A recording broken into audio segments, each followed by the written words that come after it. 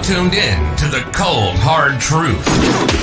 Cayman's #1 hard-hitting live podcast show, where we feature some straightforward conversations on political, social, and celebrity news and all things happening in the Cayman Islands and around the world. This show was created to give the people a voice and a means of being involved and informed without any filters. Sometimes it gets crazy, but we always keep it real. We bring you the tea, piping hot, so grab your favorite beverage and join the conversation via WhatsApp at 324-1612. Email tips at CaymanMarlRoad.com. Now, here's your host, Sandy Hill, broadcasting live from the beautiful Cayman Islands.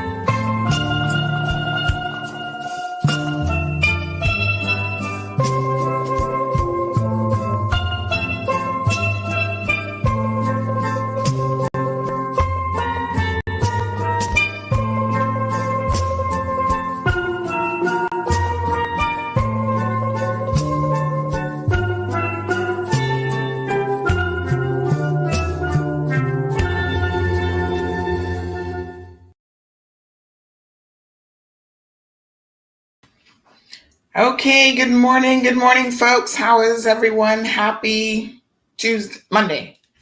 Am I the only one who's completely confused by the holidays and all of the days? I have no idea what day it is. I had to really think about it for a second. I'm like, is it Monday? Is it Sunday? The last couple of days have all felt like Sunday. But today is Monday. Happy New Year. Happy 2022.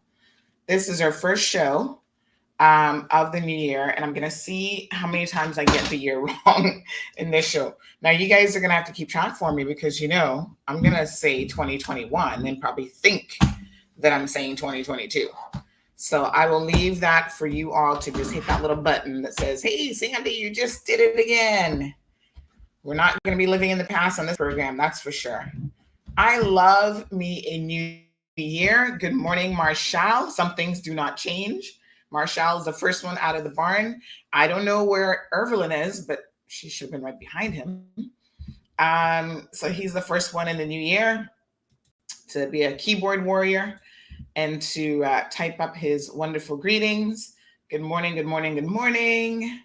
Who else do we have here with us? We've got Keisha. Happy New Year, Keisha. Thank you for tuning in. Wee Wee's got it locked as usual. Diamond Princess is here saying good morning, lovely people. Marshall says Happy New Year to one and all. You know, I was going to do the show at 7:30, and I got to be honest with you. I woke up, and then I was like, I think most people are going to be kind of probably sleeping in since it is a public holiday. So I decided to push it back until 9:30. So I quickly changed the time, and I went back to bed, and I snoozed for a little bit longer. I feel like one of my goals for 2022 is definitely to get more sleep. That's like at the top of my list. And honestly, I think that my body has been demanding it anyway. And you know, there comes a point in time when you can't tell your body no any longer when it comes to sleep, because your body's going to be like, well, I don't care what you think. I'm going to just sleep. So hydration and lots of sleep are definitely some goals. So we've got lots of New Year's resolutions, I'm sure, as we always do for 2022. What are your New Year's resolutions? I'll be interested to know before we get into our Monday recap segment. Interestingly enough, I feel like for me, the last couple of years, my resolutions have mostly been focused on business resolutions as opposed to personal ones. But you know, when you're a business owner, honestly, you've got to do both. So you've got to have your personal ones, and you then also have to, you know, have a pulse on what your professional and business goals are. It's much easier when you work for other people, because these are things that you don't have to really think about normally. You just kind of show up to work and do your job as best as you can. Now, some of you might be looking at educational goals. Maybe you want to go back to school. You want to get a certain degree or certification that you know, have been meaning to get and you've just never gotten around to it. That's always good. And I think that you need to have a little bit of both. Now, you can goal set any time of the year. It doesn't have to be New Year's, but I think because we all kind of feel like, okay, this is a fresh start, a new beginning, you know, that's a good point to kind of reset the goal barometer, and we just start over with deciding if we've not been entirely successful. We kind of go, all right, well, you know what? There are things that I can do this year, make some improvements in my life, and so on. And so, yeah, it's always a good time to get on it, right? So I'm all here for the goal setting. We'll talk about that maybe tomorrow's show, how to properly goal set, because there is an actual formula to it, believe it or not. Chantel, good morning. Lizette, good morning to you. Richie Rich is here. Good morning. Oh, no, this is the other Richard. Sorry. I was thinking I was going to say Richard's in Texas. This Richard says, good morning from freezing cold Round Rock, Texas. I'd like to trade my 27 degrees Fahrenheit temperature for Cayman's glorious weather. Ooh, and it has really been nice. It doesn't look like it's too breezy today. And I see a little bit of an overcast. Oh, I do see the tree kind of moving now. But I tell you what, yesterday was delightful. It was breezy. I went outside in the middle of the day, and yeah, the sun was out. And of course, if you stay out there long enough, you're going to feel the heat. But it wasn't really like unbearable or anything. It was nice. Good morning, Carmelie. Happy New Year. Lucky Body says Happy New Year, CMR. I didn't know we had fake lawyers running around the community. Ooh, honey child. We're going to talk about it, because I do kind of feel sorry for this guy in a way. And then part of me doesn't feel sorry for him at all. We'll talk about it, Lucky. We don't have too many, because this is actually the first case of its kind. But the judge was trying to send a very stern message that you don't kind of do this sort of stuff, even if you're unintentionally acting for people as a lawyer. So we will definitely talk about that, Lucky. Mr. Hero Blair, good morning. Welcome to cool Orlando. Weren't you just in Jamaica? Isn't this the beauty of flying? You can be in one spot today, and by this evening, you're somewhere else.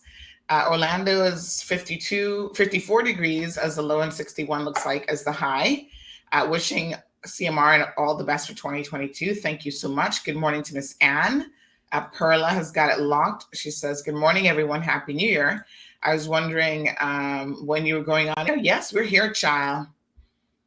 I was ready mentally, I was ready at 7:30, but my body was kind of like, let's take some more snooze time. And honestly, who else is going to be up at 7:30 in a public holiday? That was my logic. So I said, maybe other people are sleeping in.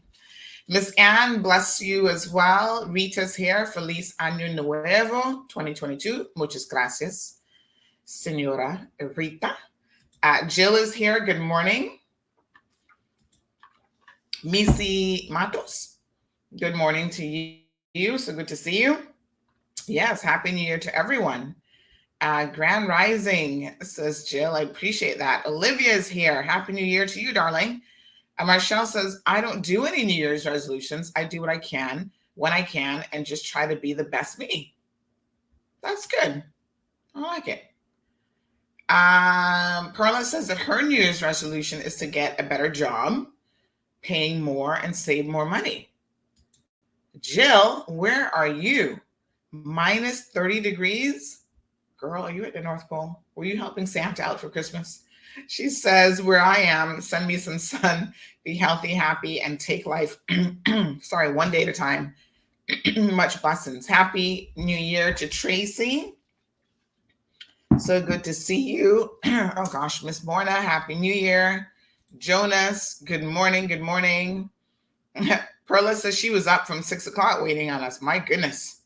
Girl, you're an early riser. Siobhan, good morning. So we haven't seen each other since Friday.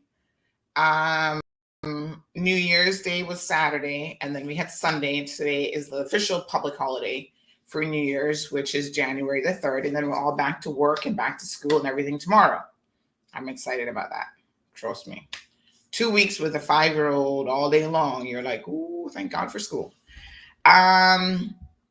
So listen, what did you guys do for New Year's Eve? I stayed home. I saw some of y'all partying and having a good time. No social distancing, no mask wearing. I was like, what are you doing? But anyway, I was kind of going back and forth with my husband about what we were going to do. Normally, for the last couple of years, we've gone to Thai Orchid because they always have like a little New Year's dinner and whatever. And we do that. And he's like, oh, he wanted, I could tell he didn't want to go there this year. I think he's Thai Orchid out. Me, I love me some Thai Orchid. I go a couple times a week and I'm perfectly happy. But he's like, he's ready for change. And so he was going through on his phone and looking at some of the other places that were like having a New Year's dinner. Because we're not really like partiers. Like we're not going to go to a wet fat on New Year's Eve. That's like, what? So, and he was looking at some of the prices, honey child, and some of them were legit crazy. There was one local resort who shall remain nameless. They had dinner for, I think it was like $280 something per person. And I want to say that didn't even include champagne or anything. I think that was just food, like whatever courses they were trying to get you to stuff yourself with. And then kids 5 and under were like $50. And I was like, what? To me, that was like, I suppose as the food is really, really good, maybe I would pay $200 something a plate. I don't know. But the thing that really like closed the deal for me, as in, yeah, we're not going there, was the $50 for a 5-year-old. I was thinking to myself, what 5-year-old can eat $50 worth of anything? That's where you're ripping people off, is with the children. Literally, my 5-year-old is going to take 2 spoons full of something and say she's full. So he kept asking me later in the day, like, what do you feel like doing? I'm like, I said, honestly, I don't feel like doing anything. Like, I feel so tired. I feel like if I'm awake at midnight, that's going to be amazing. So let's just stay home. And we're like, okay. And then his best friend decided that he wanted to come over. So he came over and he spent New Year's with us and we ordered pizza. Ding-a-ling-a-ling. Pizza Hut. Can you have a pizza ready for us? And they went and picked it up. We ordered some pizza and a few wings and had some drinks. They popped open a bottle of champagne. And we went outside, and he has a drone now. Did I tell you all about his drone? I've got some drone footage as well. I got to show you all the drone footage. Hold on. Now, I should warn you that his drone skills need a little bit of work. he's still working on it. For me, it's a little bit like too shaky. I'm like, ooh, this is giving me vertigo or something. But you know what? I'm sure way better than what my skills would be, because I probably would, let me see which one this is now. I probably would have crashed it. So he was grabbing some footage. I'm going to show you this one from like 12:04. Yeah, so he was out grabbing some drone footage. It was very interesting to see the neighbors popping off with all of the whatchamacallit, all of the fireworks. So here's a little bit of drone footage. This is what we did.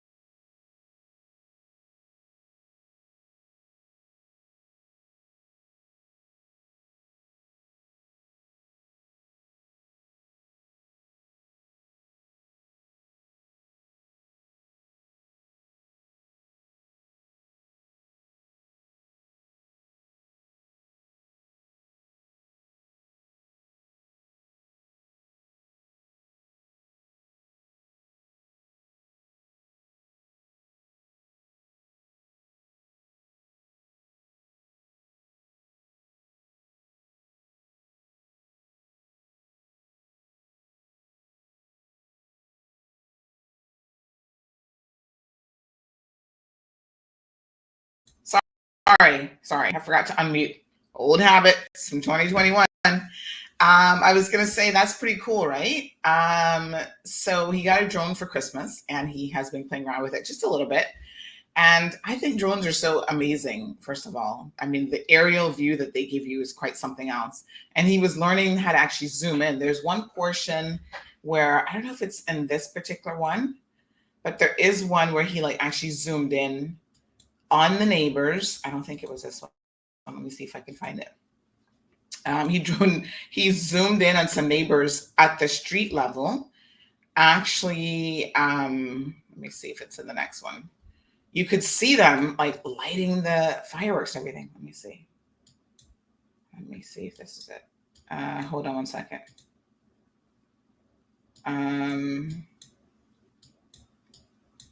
It might be another one. But yeah, this is more footage. Now this is our own backyard. And then look at this. That's all his gardening beds. Ooh, he's got a ton of gardening beds, child. He's growing all kind of stuff back there.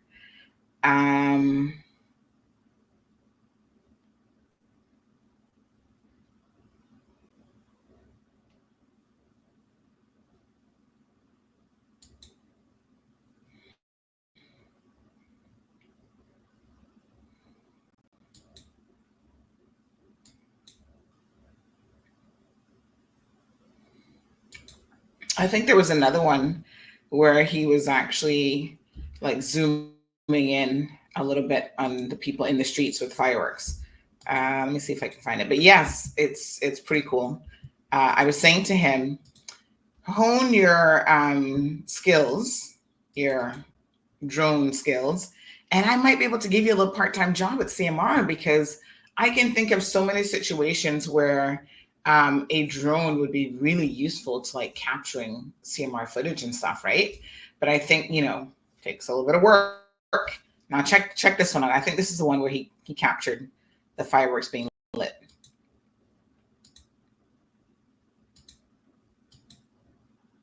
Okay, let me see. Yeah, there it is.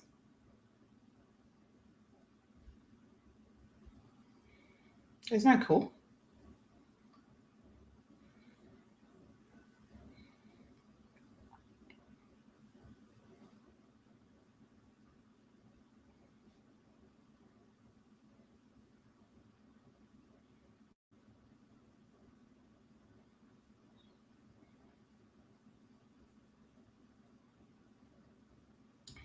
So yeah, there it is. That would be so awesome, I think, to have like drone footage of stuff that's like going on. And there are no fly zones because of planes and that sort of thing. So his drone actually tells him where the no fly zones are. And you have to make sure you stay out of those for obvious safety reasons and that sort of thing. But I thought to myself, wow, this takes the concept of like footage to a whole new level. I mean, like there's an accident, I could just like drone right over it and like see everything. And, why don't they use drones more in crime fighting? Like, you've got the helicopter, which I think is great, but the helicopter's big, and can only go in certain spots. And what's amazing with this drone, like the footage you saw there, where he's actually showing the people with the firecrackers, like setting them off, that's just him zoning in. And I think this drone goes to like, I want to say, is it like 100 feet or something ridiculous? Like it's pretty high. And then you can use the zoom feature. Let me see if I can tell you guys. I feel like this goes pretty high. So it's 4K resolution, very lightweight. I mean, it's in the palm of your hand. It's like nothing. 249 grams. It weighs as much as an apple. That's it. Fits in the palm of your hand. In terms of, it can do 10 kilometers of HD video transmission. Battery life is only 31 minutes. I think they give you a couple chargers with it and stuff like that. Wind resistant, although it's tiny. It resists level 5 winds, which I don't know what that means. But take off at a maximum altitude of 4,000 meters. That's interesting. 4x zoom. So, you've got 4x digital zoom, so you can really just zoom in on your stuff. So yeah, I think there's a lot that he can certainly learn with this. And apparently you just attach, like you're using your phone and the, what do you call it, the joysticks to kind of maneuver it. Now, I think that men, and anybody who's been, not just men, but anybody who's into gaming, probably has an upper hand in how to operate a drone. I'm the worst at gaming. You give me the little PlayStation, what do we call it, controller, and I'm supposed to be driving the car, whatever. I'm the one who's always crashing into the walls, crashing into other people. There is an actual game that the purpose of the game is to crash into people. Now that's my kind of game. That's the game I'm going to win because I'm crashing anyway. It's just that I'm not really crashing in the stuff that I should be crashing into. So yeah, it's we'll see where it goes. I'm kind of excited about his new drone. I'm thinking there's definitely things on my bucket list that I'd love for him to be able to do. Yes. So Aliano, yeah, there are certain, like I said, no fly zones for security and safety reasons. Happy New Year, Louis. Happy New Year, Aliano. Jared is here. Jared says, yeah, CMR got drone. Technically, it's not CMR's drone. It's Marlon's drone. Now, if he wants to share with CMR, like I said, I might be able to give him a part-time opportunity. You never know. Perla says, I did a Facebook video for all of her fellow peeps around the world. They all miss Cayman Christmas. Aw. Yes, lots and lots of fireworks. And unfortunately, as you guys know, we don't really indulge in fireworks, but the dogs and cats and others do not like fireworks at all.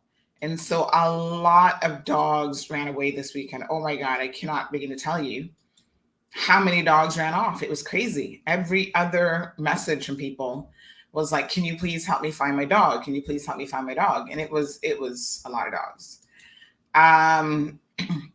So there was a little one that he looks like he's a senior dog. He is a, oh God, what is this type of dog called again? Ugh, I should know this. Remind me of what this one is. What is he called? The sausage dog? What's his proper name? Dachshund? Is that what they're called? Support him. He ran off, but he was quickly, I think, recovered. Obviously an older senior dog, poor little thing. I told you guys that sometimes as dogs get older, that's when they're really impacted by the sounds of things, right? They're not all that fond of sounds. So cats went missing. It was crazy, but a few cats were discovered. And I don't know, like I think cats are a little bit different in the sense that they don't necessarily hang around people. So sometimes it's a little bit stranger to grab a cat, simply because, they're going to run in the bushes and they might hide out for a while. And then sometimes they're actually going to, they'll take a minute and then they'll come back. But my favorite story over the weekend, and there was another brown dog that was reunited with his family as well. So there's quite a few of them that thankfully we were able to find. And so let me get, I think I might have a picture of this one. So this one was a good story in that he was actually found. This is in the Prospect area. And so he went missing, and thankfully his owners, he was right in the neighborhood. So he didn't necessarily go far. I think some dogs will really run for it and they'll kind of, go out of the way. And then other dogs will stay close to the area. So they might just go and hide out in the bushes or whatever, but they're going to stay relatively close. So this little dog went missing in the Webster's Estate area, which is right off of Walker's Road. And this was such a feel-good story because obviously his owner, David Goddard, really, really loves this dog. And this was the reunion photo. Now, the reunion photo, I got to tell you, oh my God, is that not the cutest photo ever? Is that not the best? Oh my goodness. Is that not cute? Aw. I was like, this is a guy who really loves his dog. I had a dog with a little white patch on his chest like that. His name was Prince. It was technically my aunt's dog, but I claimed him after a while. So, yes, isn't this amazing? He's like, I got him back. The poor dog's like, all right, enough with the hugs. Go feed me, get me some food or something fun. A hound dog. Thank you, Siobhan. Basset hound. Yes. So yeah. Oh, this dog is so cute. And look at his lovely brown eyes. He looks like he has hazel eyes. So that was a really good feel good story. I love to see, and big shout out to Curtis. I don't know if Curtis is listening to the show this morning as well, but I told you guys last week Curtis lost his dog. And poor Curtis was so stressed out about losing his dog that he literally had like some kind of a stressful situation where he had to go to the hospital because of it. And trust me, I understand how panic, especially as it relates to children or dog, can send you to the hospital because it's stress, right? Like I literally felt like when my situation happened with Coco, I felt like I was going to have a heart attack. Like I just couldn't even, my brain could not even process what was happening. I was in such a state of just immediate shock and disbelief and anger. And it was like all these emotions in one. And so when the police first came and they wanted to talk to me, I was like, I can't even talk to you right now because I seriously wanted to kill somebody. Like, it's a good thing. This is when you're happy that in the Cayman Islands, we don't have access to like firearms and stuff because I would have shot both dogs. I mean, let me be honest. I would have taken out my gun and shot both of that lady's dogs. They're still next door. So after you've obviously had a moment to like process it, you start to think a little bit more rationally. But in the moment of something like that happening, I can fully understand how you can get very, very worked up. So Curtis was really upset about his dog that went missing. It wasn't anything as tragic as my situation, but he was still thinking about the possibilities that his dog might have never been coming back. Lo and behold, she ran away probably because of fireworks, and she got caught up in the bushes and came back. And some people heard her howling for help. They heard her crying out, and the fire rescue guys there on the back, big shout out to them, went and rescued her. Amazing story. Our pets are like family. If you've never owned a pet that was like family to you, that's why for me it's difficult to know how you can keep dogs tied up outside 24/7 because I couldn't keep a family member tied up. Well, not a family member that I liked, tied up outside,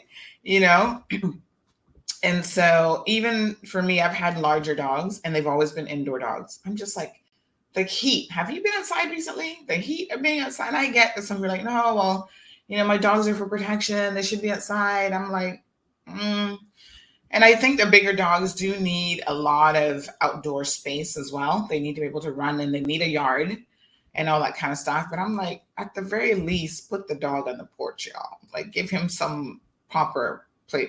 For me, dogs are family. So dogs have access to the inside. And I know how much work that is, but that's why if you're not ready for it, then just don't get a dog.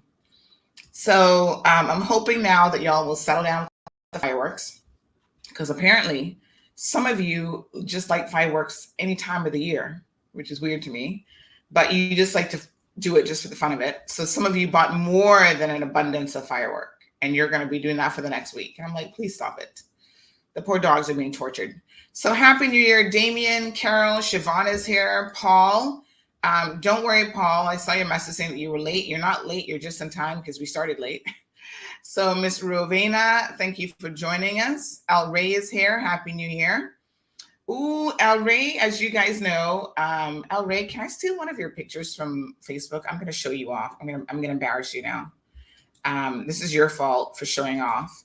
But I don't know. When is your birthday, Al Ray? Did you recently have a birthday? I don't know if he has a birthday or not, but he posts some of the funniest stuff. Oh my God, is that a man that you posted 33 minutes ago walking with this? What is that? Oh, he's wearing he's in underwear with breasts and heels. In his day, maybe he was a hot commodity, but no, sir. El Ray puts up really funny. He does a lot of funny things, but I'm going to pick one that he did recently that was quite interesting. Where he, he's really all about health and fitness, which I love. Oh, that one that you posted yesterday is kind of scary with the woman falling off the gym thing. Oh my goodness. She could have really hurt herself. All right. I'm still scrolling on his page. It's taking me a minute because he posts a lot of stuff on social media. So he's got one here. Oh, look at him in the gym yesterday. Oh, December 31st, he was in the gym working out. Mess with you. Hold on one second now. You post so much, I can't even find. Where's your picture of you? So anyway, El Ray posted a photo of himself saying this is 59 and talking about, oh, there it is. That was just a couple of days ago. So he is 59 years old. I want to show you guys what 59 years old looks like when you actually take care of yourself. Apparently 59 years old looks good.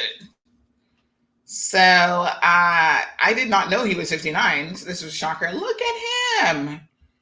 Mess with you. Been working out at the gym and taking care of himself. He's a runner too. and running is supposed to help with longevity. So he had a message up saying that, listen, men, if you're 40 and over, you might be thinking to yourself, oh my God, the struggle is real. I can't do this. But he said that, men are going through, who are 40 years and up, going through the next phase of their life. And we're at that age where we see wrinkles, gray hair, and extra pounds. And we see the young 20 and 30-year-olds and reminisce, but we also, but we were also 20 and 30. And just as they one day will be your age, if they're lucky. And then he goes on to say, but what they bring to the table with their youth and zestfulness, we bring with our wisdom and experience. And we have run households, paid the bills, dealt with sickness. He did this wonderful post, actually. Sadness and everything else that life has assigned us. We are survivors. We are warriors in the quiet. We are men, like a classic car or fine wine. Yes, sir. Even if our bodies may not be what they once were, they carry our souls, our courage, and our strength.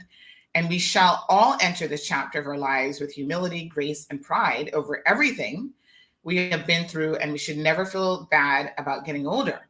It's a privilege that is denied to many. As we approach 2022, I challenge you all to copy proudly with your picture and age. And he is 59 years old. Are you a grandpa yet? Do you have grandkids?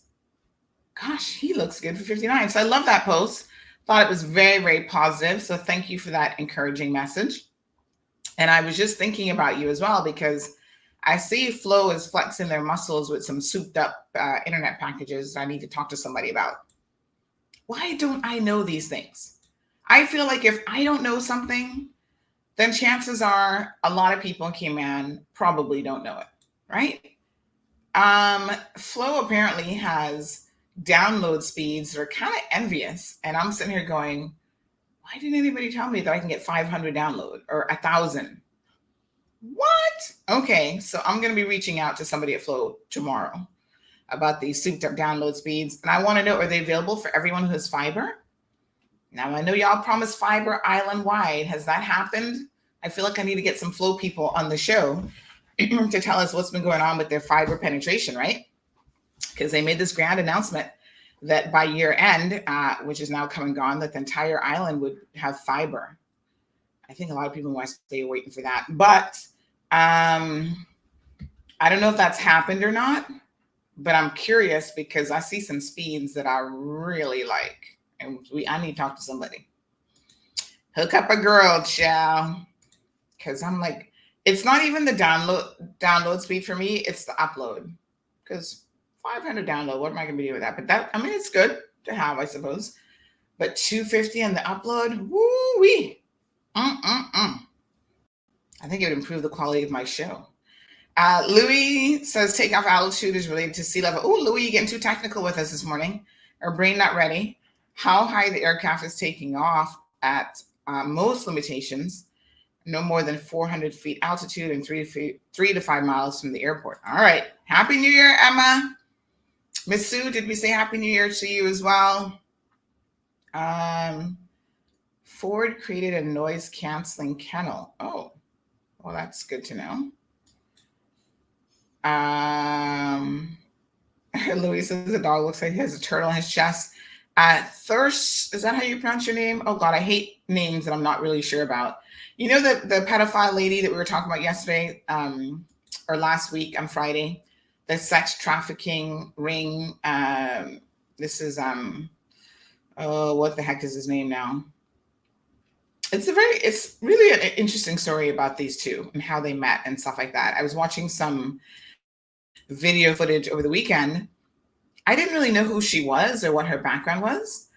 And I was quite surprised to watch a few videos yesterday after her she was found guilty last week. And after that, I was like, oh, this is interesting.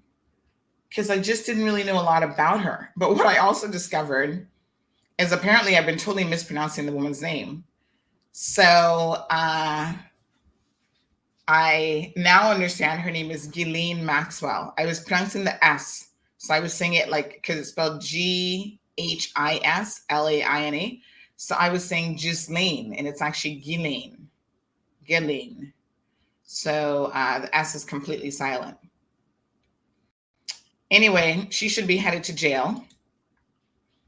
And the most interesting thing about her jailhouse stay is that they're saying that if she would be a singing canary, she could possibly get less jail time. Name names.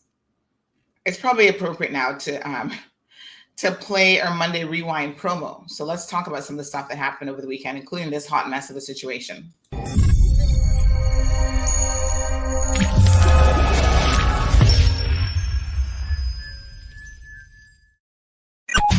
Time for Monday Rewind. The Cold Hard Truth's Monday Rewind show recaps the weekend's news and events so you don't miss a beat. Don't miss out. All the weekend's source, news, gossip, and well, it wouldn't be a weekend recap show without traffic accidents too.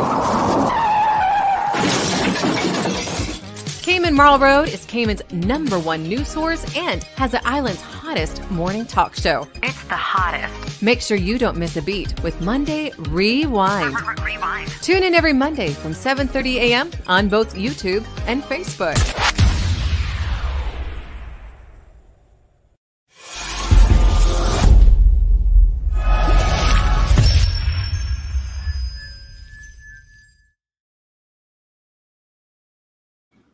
Yes, folks. So this Epstein situation has been extremely disturbing. And it seems like this dude literally came out of nowhere. I mean, I was watching her story and then how they met and that sort of stuff. It mentioned a little bit about him and how he became this billionaire financier. And it's like, people still don't quite get how he got started. But, you know, it seems like you only need to know one person with money who likes you. And then all of a sudden you get into that world. And the two of them are like, I think it's like a Bonnie and Hyde, Jekyll and whatever situation. Bonnie and Clyde, not Hyde, Bonnie and Clyde.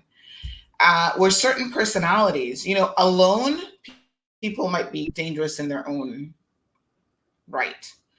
But when you get certain people together, some people don't become dangerous until you put them, it's like a cocktail.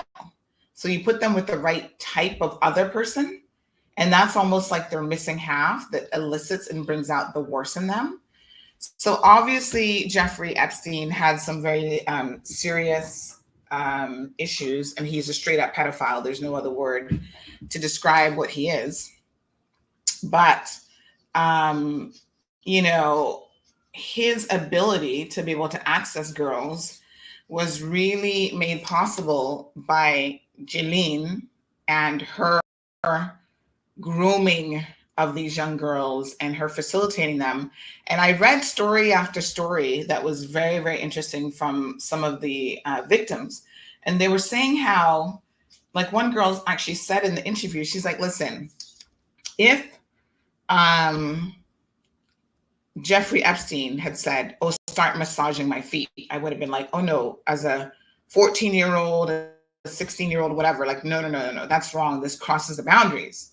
But because she said it as a woman, right? Because Ghislaine said, oh, he likes his feet rubbed, just rub his feet. They kind of thought, okay, it sounds weird, but she's a woman. She's not going to put me, a teenage girl, in harm's way, you know. And she already had bonded with them, sometimes taking them out on shopping trips and, oh, you know, what do you want to do with your life? And, oh, this is a man who can help you. And, you know, kind of, this is what grooming is all about, right? Putting them at ease so that when they start to move the needle for the inappropriate behavior, the young girls are going, okay, this is weird.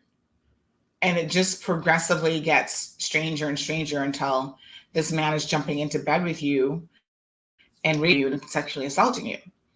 And it's quite unfortunate because a lot of victims do not do anything about it. They sit on this trauma for many, many years.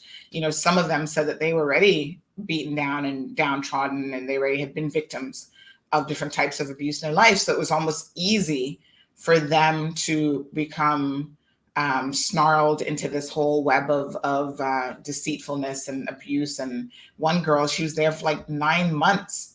You know, when they took these young girls to his private island, they would actually take their passports and stuff away from them.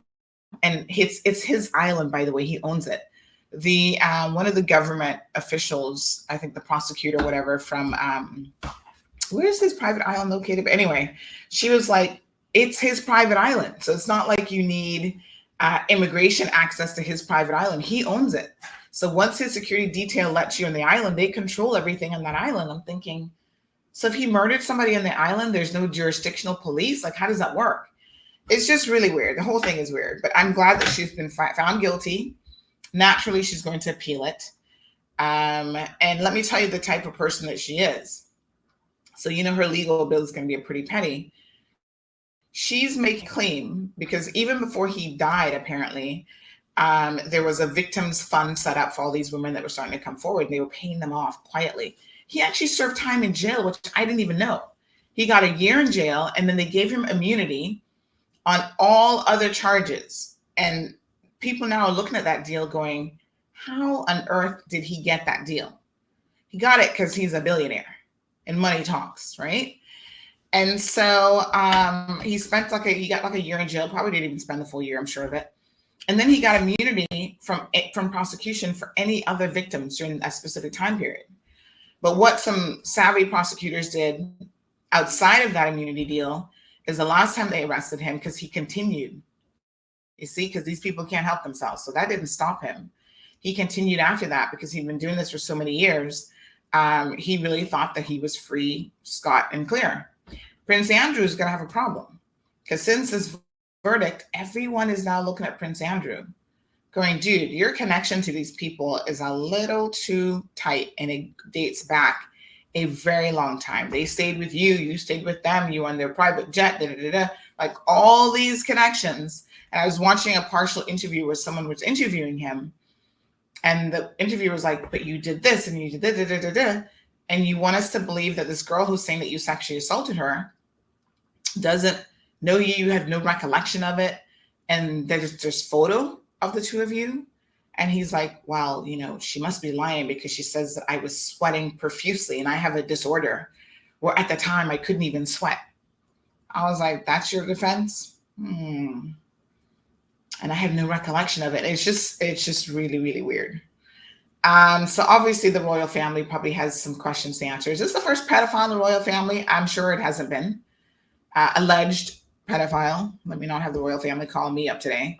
But, you know, there's some serious questions I think that need to be answered here. And the federal government in the United States of America want to talk to him on a very serious note. And he has been almost in hiding and avoiding any contact with the U.S. feds. He can't step foot on U.S. soil right now because I'm positive that they would arrest him. Poor mama.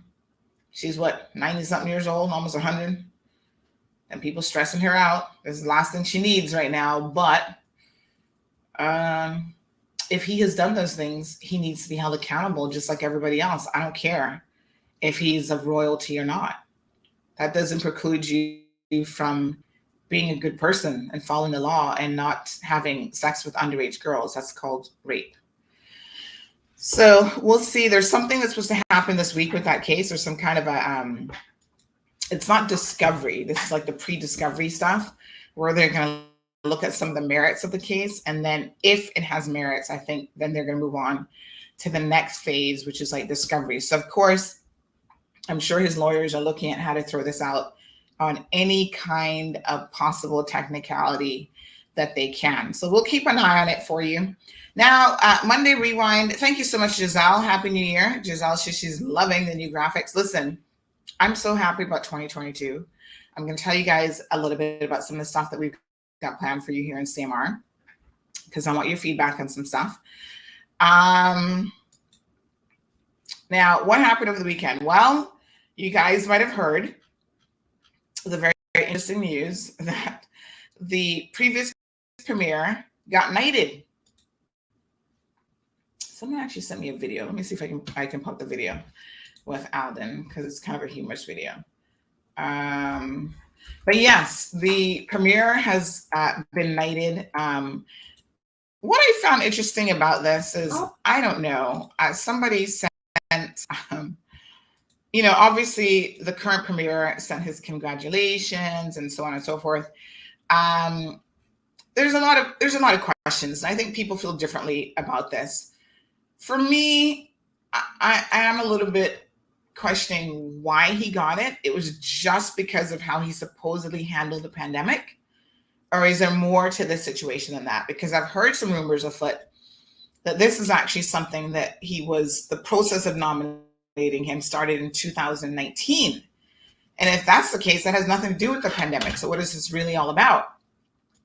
I heard that the UK, when he went up there to do the constitutional negotiations, the UK was pleased with, a certain number of things that he would have gotten done for them on their behalf. So I don't know if any of that is true. I'm going to ask the question of the governor's office. They may or may not answer it. I don't really know how we would verify or find out. But there is this rumor afoot that they had nominated him, or the process of making him a knight had started from way back in 2019. And in a way that would kind of make sense, because remember his supporter, David, I think it was David White or Christopher White, one of the twins. I can never know which one says what, but one of the twins had made some comment when he got his last, was it an OBE that he was awarded or whatever he got last year? They were like, oh, he deserves knighthood. And to be honest, I laughed at it because I thought it was a joke, right? I'm like, he deserves knighthood. Like, what the hell? And here we are. He's got knighthood. So they probably knew something that I didn't know. And, it is what it is. The governor said, oh, let's not politicize it, because I think he knew that a lot of people would be raising an eyebrow, like, how did he earn this knighthood? In the same tenure that he was trying to destroy so much of the Cayman Islands with that dock. We were blacklisted. All of this happened under his leadership, but yet he manages to pull a knighthood out of his rear end. Now, one thing that will not change in 2022 is CMR's ability to tell you the cold hard truth. So for me, it's not about politics. It's just really weird. Like, I'm not really understanding what qualifies you for knighthood. Because even the handling of the pandemic was not as seamless as y'all would think. He shut country down, which is the easiest thing to do. But early on in the pandemic, March, April, before he shut the country down, the man was arguing with people on WhatsApp that CMR are a bunch of fear mongers. And there's nothing to this virus. Don't worry about it. And they're going to let a cruise ship, an Italian cruise ship, which was denied by Jamaica, come on our shores. That's a man who's handled the pandemic so well. So when y'all sitting back applauding him, oh yes, he did a wonderful job with the pandemic. I'm like, geez, and peace. Y'all have a short memory. Y'all are seriously, you have a short ass memory. And I'm sorry to say, but, And I had tons of people messaging me saying, how did this man get this? And I said, listen, I don't even know. Do I really care? I don't care from the perspective that him being a knight, he's still Alden McLaughlin. He's still very flawed like the rest of us. I mean, I won't even say it. Let me try to behave on the first show of the new year, because I'm thinking about his knighted parts and how certain women might really now be like, oh, I'm in relations with a knight. Anyway, I don't know what to say, whatever. But some of y'all are very much in your feelings about this, and you're taking it very, very seriously. So congratulations, Alden McLaughlin, on your knighthood. I'm not sure how it changes your life.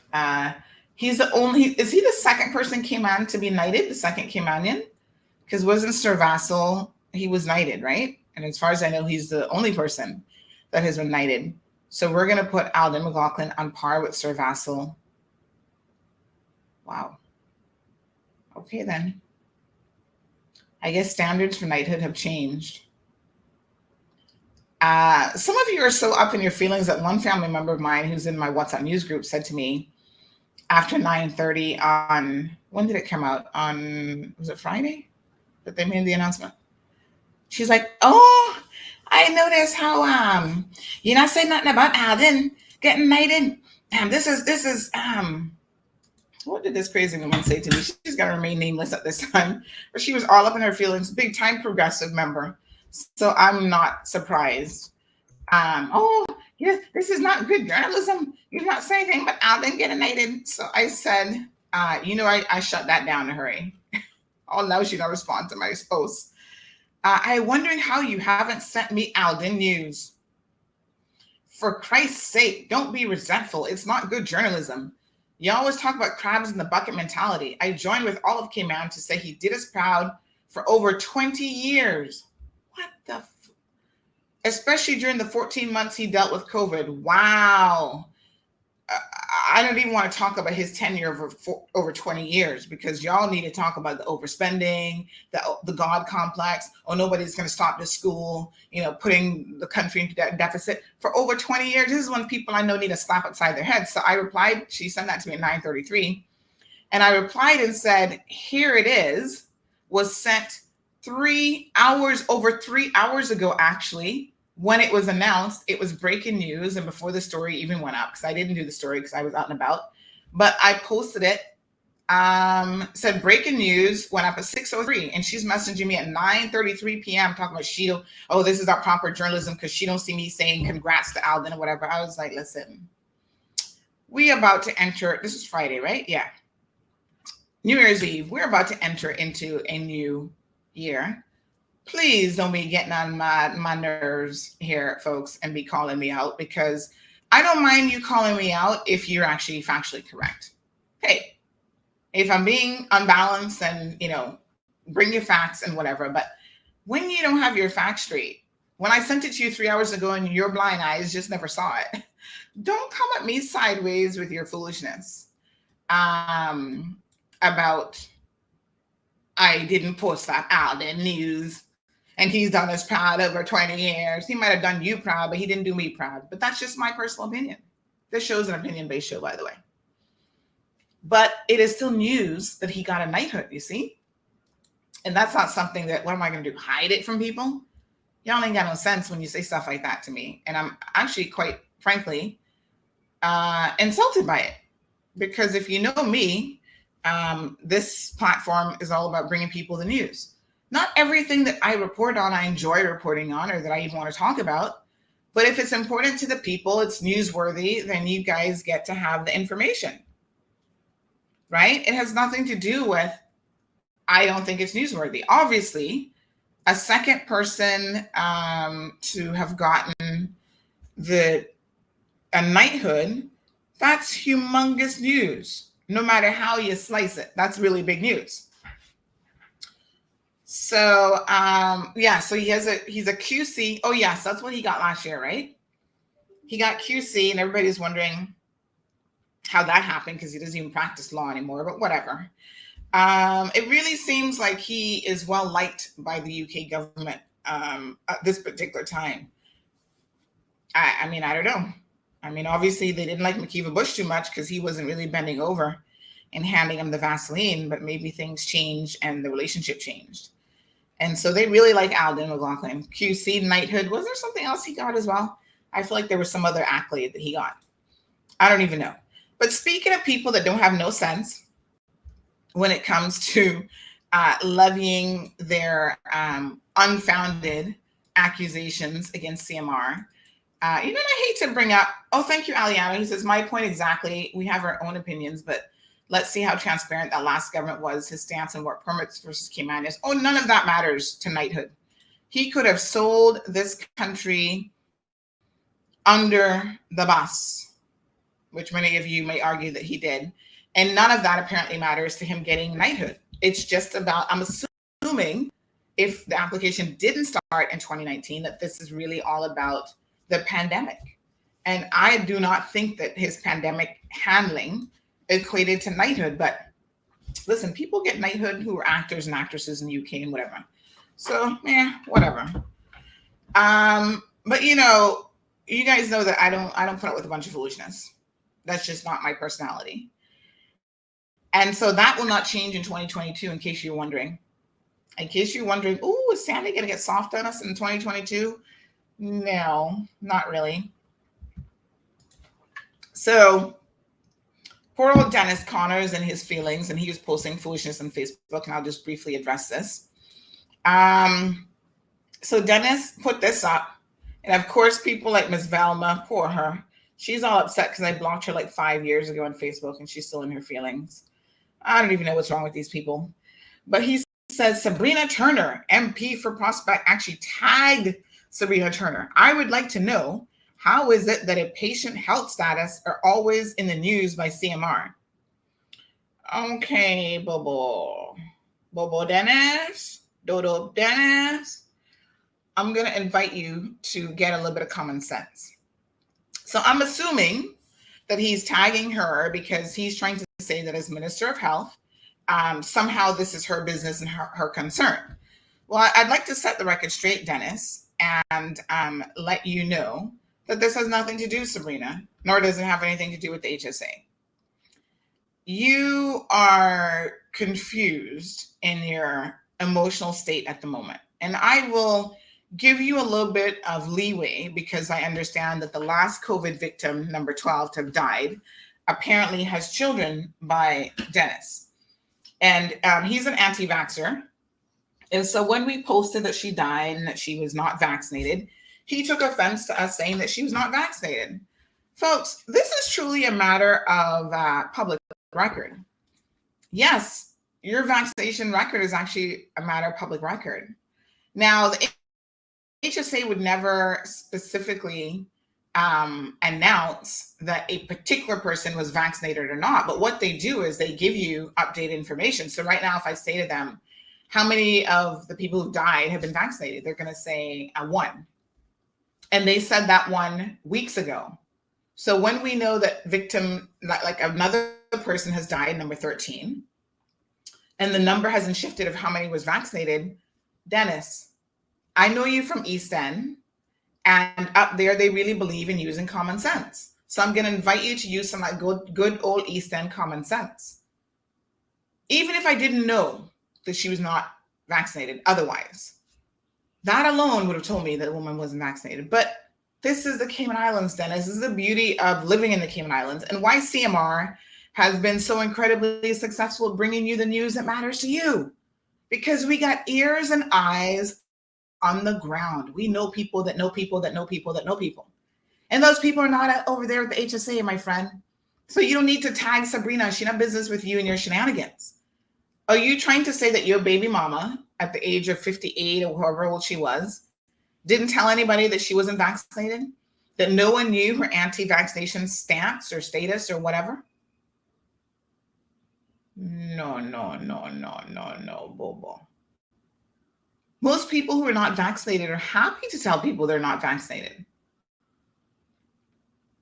Oh, I don't believe in vaccinations. I'm not going to get vaccinated. Blah, blah, blah, blah. They're blabbering all over the place. So when they get sick with COVID, with no other illnesses, and they die, it's a matter of fact that they were not vaccinated. So you're in your feelings because as an anti-vaxxer, you feel like by saying that she was not vaccinated, that undermines your argument. Well, it does in a very logical way, but that's not the point. The point is the one time we didn't mention someone's vaccination status, you seem anti-vaxxers were like, ooh, Sandy's being biased. Why aren't you telling us their vaccination status? Was it because they were vaccinated? Actually, they were not. Funny enough, they were not. When worldwide organizations, they engage in reporting standards, by the way, Dennis, they will tell you all the time. In fact, you can go to America and they'll tell you this person died and they were not vaccinated. Because that is part of the collating and the collecting of data that they have to do in order to make, to have the relevant information that they must have at their disposal.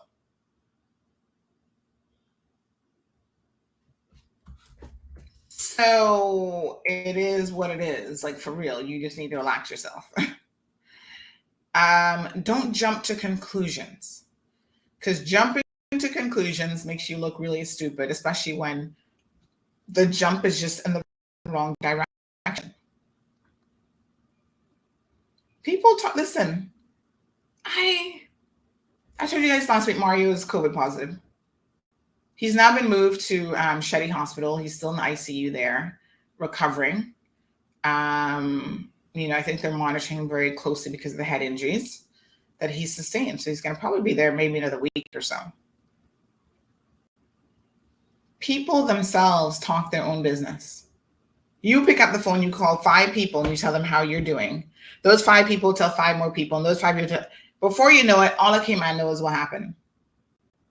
You can't hide anything in the Cayman Islands. It's just not possible. This is such a small place, right? That's why there's a rumor floating around. Let me address this because this was popping off for the weekend as well. Siobhan, you'd be interested to know this as well. There was a rumor about a particular MP floating around saying that he, let me actually find the message, y'all. That he was involved in some sort of an altercation with someone.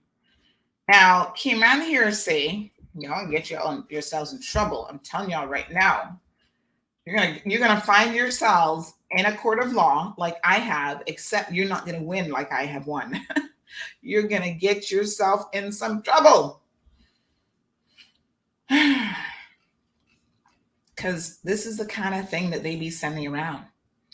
Naming names and making allegations against people with no shred of evidence whatsoever. I mean, I see the lawsuits in their future, and I'm not pretending to be psychic in this moment. So this was sent, Andre is Cayman hearsay. Andre sent this out saying, anonymous. This is what he does when he hears a piece of news. It's anonymous. Apparently, Big Mac in trouble again. Feeling up some woman this time. And then CHS, which is Cayman hearsay, says, no man, hashtag hot mess, and then laugh. It says, what's up, members only. And then, so if you get kicked out of parliament, does this mean the government fall apart? I know that's wishful thinking on their part. This is all part of the progressives' political propaganda that just won't stop. And evidently, when was this message sent? I think this was in the new year. I can't remember which day this was. This was over the weekend anyway. That was on Saturday. Yeah. So here we go. In the new year, the first day of the new year, they are continuing with these shenanigans. I mean, the stupidity of it all and the desperation of it all, to know that that is somehow being directed from the progressives camp, which it is really kind of like, it's just dumb. Okay, we're going to call a spade, even in 2022. I have never seen such ridiculousness in my life. Now, that's not where the ridiculousness even stops. Now, I did notice with interest that he went back and he amended the post, or he posted something different publicly on his page. Because, at some point, Big Mac is going to say, listen, y'all going to get a lawsuit from me.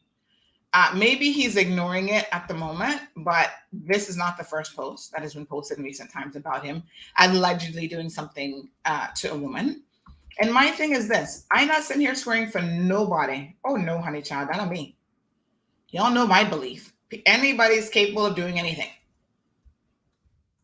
And so I sit back and I listen.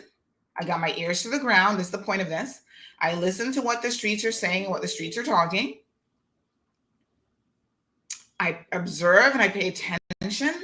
And the whole time I got on my detective hat, I'm looking for clues to the truthfulness of the situation. And there's nothing, like I just said, that you can hide here forever. You might think what you're doing in the dark is not going to come to light, but I can assure you it's coming to light. Now, no one in this country is probably more watched than Makiva Bush. You all know why.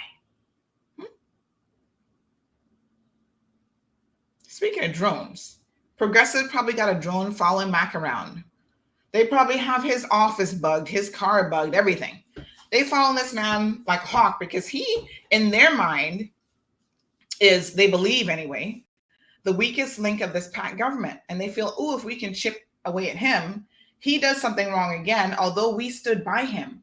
We even called an early election for this man. We said nothing about the serious assault that he was convicted of until it was no longer politically expedient for us to do so. And then after the election, we saw the tides kind of swaying the other way. That's when we're going to throw McKeever under the bus and say, oh, no, we'd never work with him again. They're a bunch of liars. And anybody who believes them is a bunch of fools. So they're watching this man with a hawk with the end goal, as it says right there. I mean, these people are not even politically savvy. If he gets kicked out of parliament, does that mean that the PAC government is going to fall apart? This is what this is all about. I have never seen a bunch of people like the progressives who just can't let it go. Folks, when was the election? Let it go. But they can't. The need for power. That's why this whole thing with this knighthood. Oh my God, is that going to go to Alden's head? Well, here's what people are already putting up as memes. Kind of funny. Alden coming back to Cayman after being knighted by Her Majesty.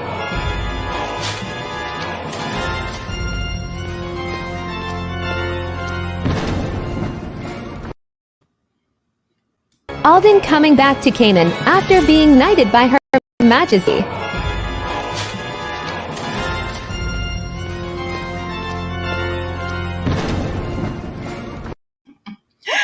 My God.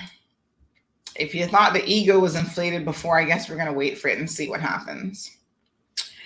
Anyway, the inability to let go of the power is just quite shocking, really. And so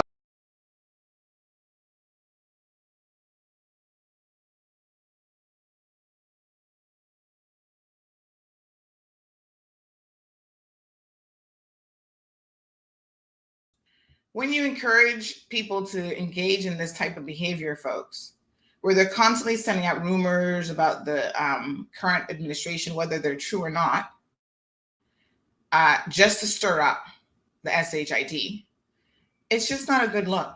Like, it really isn't. Desperation. You want to know how desperate the progressives government is? Do you really want me to show y'all the cold hard truth? Now, you cannot tell me that if these allegations against McKeever were true, that there would not be some shred of evidence. I'm telling y'all. Take it from me, somebody who's always working the gossip mill and trying to figure things out. It always comes to light. You can't hide nothing for real. Somebody, you got a key witness who was there. Not, oh, well, I heard it, but I heard it from this one. So nobody was there? No video footage, Child, please. If McKeever farts loud enough, somebody's there with a camera recording that shit right now. Look at how desperate this government has gotten. This was being sent out, and this kind of is very disturbing and made me a little bit sick to my stomach, actually, when you consider how incredibly desperate this is. This message that I'm about to show you is mind-blowing to another level. Get your glass of wine, child. I know it's only 10:45 in the morning. I'm sipping on some water, but have a read of this nonsense.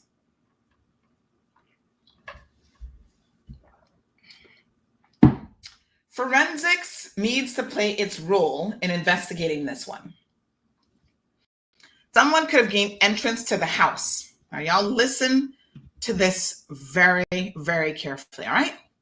Someone could have gained entrance to the house and caught him by surprise.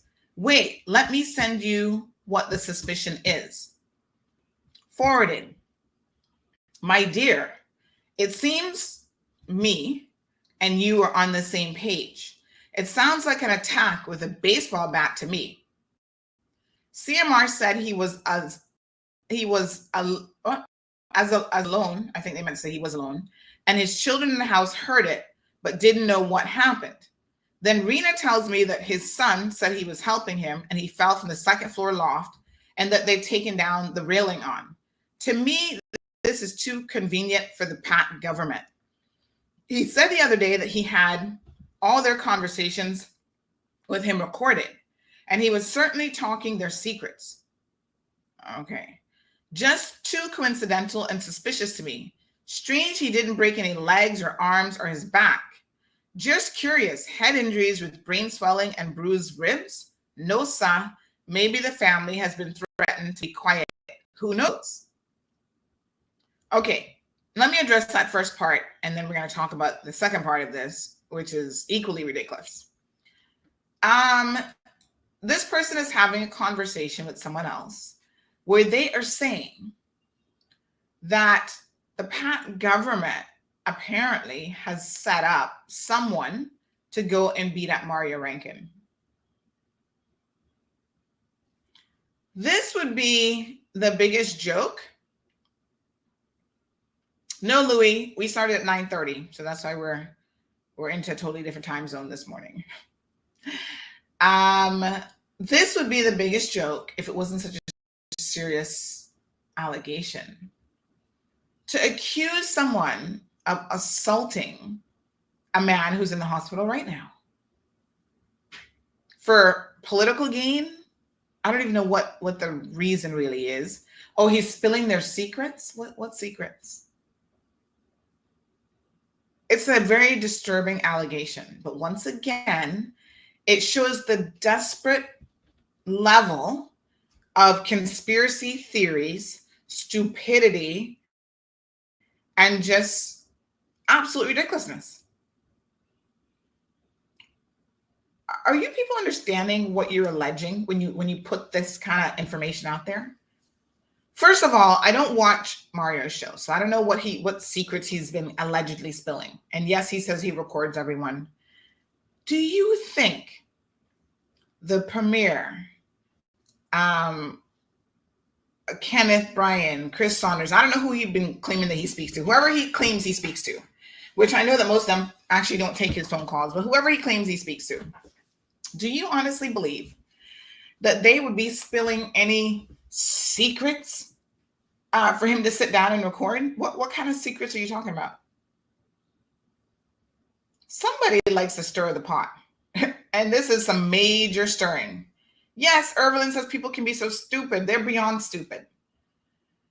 You know, at one point, someone made an allegation that I was recording conversations with one of the current PAC members. And I was like, my first question is, why? Why would I? The conversations we have, in my opinion, are nothing earth-shattering. I'm like, when the person said it to me, the first logical, I was like, why? What do you say to me that is so top secret? Nothing.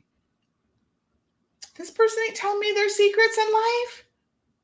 We're talking about matters of the country, the affairs of the country, giving them a little bit of strategic advice. What would be the purpose of recording any of that? I'm like, what? But if Mario is so minded to record people and say now that that's his collateral in life, that he's got all these recordings, well, when the person went and beat him up, did they steal the recordings? Like, I'm not really understanding the point of why you beat him up. Did you steal his phone? What's on the recording? I mean, it's just stupid, right? The man fell. Now, did the son witness him falling? We were told that that's not what happened.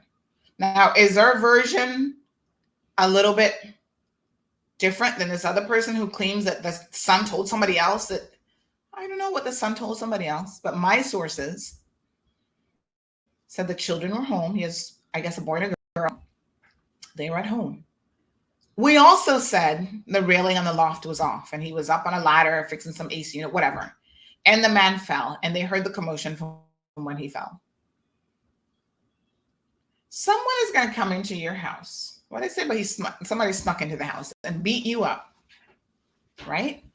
And your children run out to the street. His son ran out to the street, flagging people down. My father has just felt like he didn't even, I don't know why he wasn't calling 911, but somebody else called 911 because I think he was in such a state of panic. And you know, these things happen. Like I said, I was just telling you about my trauma with poor Coco. Like, you're not even always thinking straight. And sometimes you need other people there to like, okay, we need to call the police. We need to do this. We need to call 911. Right? And so the kid runs out to the top of the road and flagged people down. Other people came and assisted before the ambulance even got there. People, don't be stupid. If someone had assaulted him, first of all, there's a CCTV camera right on the corner of his house, a government camera. That would have captured it. The police have no report, I've checked with them, of any sort of report of an assault or concerns or anything of the sort. Has Mario been allegedly assaulted in the past by the truckers that he pissed off? Yes. We've heard the stories, folks. The progressives, not the progressives, my apologies, the PAC government, despite what y'all might think, are not thugs. And they're not going to put out a hit on this man and tell somebody to go beat him up. Y'all need to get a grip on reality here. But you see, you put those types of allegations out there and people start talking, people send it to me. I'm just like, really? I mean, is anybody actually going to believe this? Because I know y'all love a conspiracy. Now, let's look at the second part of this. 2 months ago, when Neville Faulkner called Sabrina, they can't even spell the woman's name right, Turner, a political prostitute, which I didn't even know he did, but that's news to me. He was quickly hunted down, arrested, beaten by police, and thrown into a mental health ward where God only knows what they did to him. That's news to me. I don't know anything about this Neville Faulkner guy in terms of that, but that's interesting. He says they took his phone away from him too. I'm sure that was to see who he talks to and who to target. This packed bunch of scumbags are thugs beating people up. Wow. And taking away phones to see what's being said. They must be hot and lit. What? They must be hot and lit. Oh, they must have a lot to hide, I think is what that's supposed to read. Investigations into Mario Rankin's injuries needs to commence with forensics on who'd been in that man's house, and also if his phone was taken or scanned, because they're chasing down phones of those who oppose them. Well, Mario is very lucid at the moment, so whoever's making that suggestion, I'm sure he can tell you if his phone has been taken or not. Neville Faulkner, we've talked about him before. Remember, he's the guy who's been convicted of stealing electricity from CUC, and apparently he's in court now again for doing the same thing. He has reached out to CMR on a number of occasions, and we've actually never engaged him because it's obvious that the man is crazy as shit. Batshit crazy. He's got some sort of mental health issues. And, you know, as I grow every year, speaking of being a new year, there's certain people that I know just not to engage because they're not playing with a half a deck even. And unfortunately, Neville Faulkner is one of those people. He has sent us an array of messages to the point where I actually had to have my IT guy block him. Because he is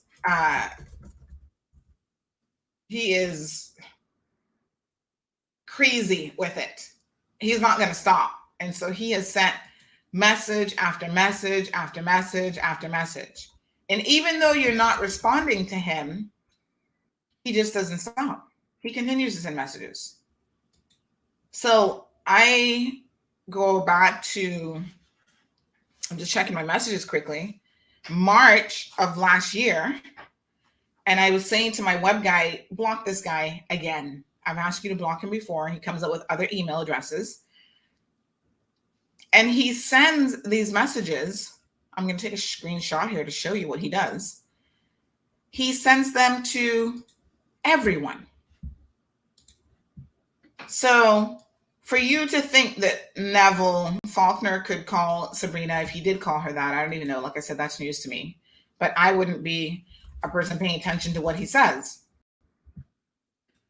But he has sent her a message, and someone thinks that he's some sort of viable threat where they have to, he might have been arrested. That part might be true, because if he continues to harass the woman, that's an offense. But here he is.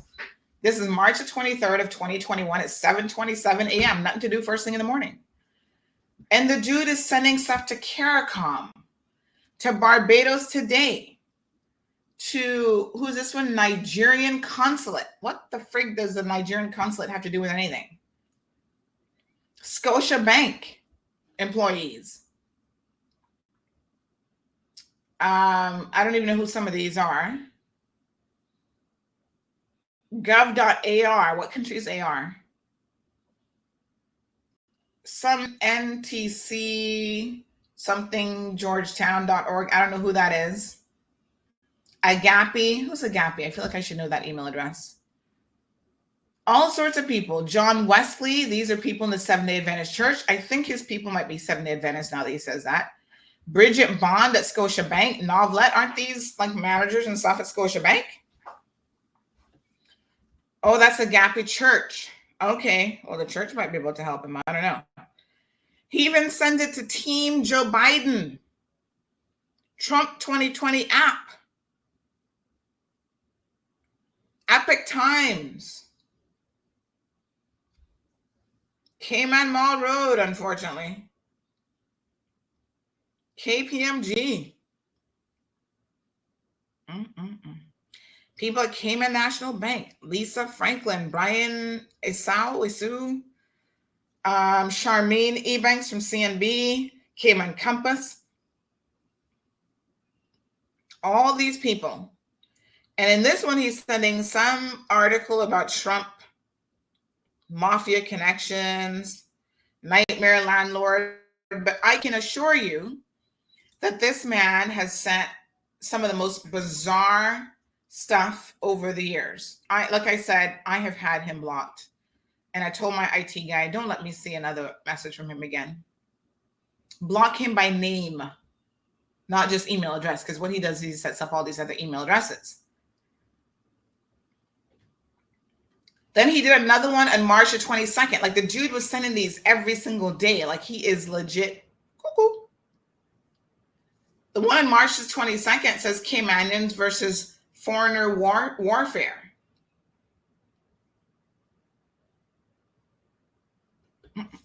Look at some of the stuff that he's quoting in this story.